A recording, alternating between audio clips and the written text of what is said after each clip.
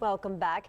A Texas Republican recently introduced a bill which would ban polling locations at public universities. This would make it more difficult for students to vote. Our Simone Simpson spoke with political science professors to try to get their take on the proposed bill. Simone?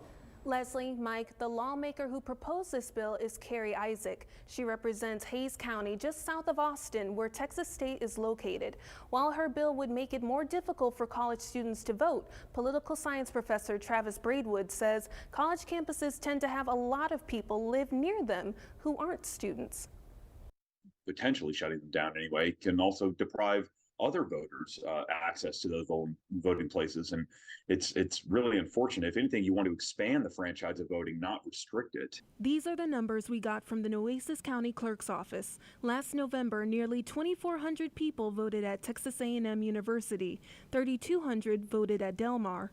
So really, this raises the other question, that is, if it's not voter fraud, is this an attempt to suppress certain voters, particularly young voters? With this House bill, it's not the first time that university polling places have been in discussion in the legislature. Dr. Sana Rikoff is the assistant professor of political science for Texas A&M Corpus Christi.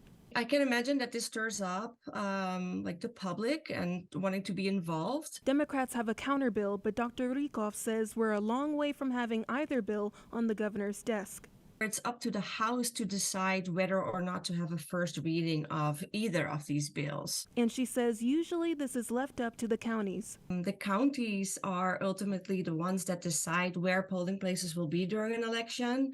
And most often they choose for public places with good parking availability, and also a space in which these elections can take place throughout early voting and on election days. Simone Simpson, 3 News. All right, thanks for that, Simone.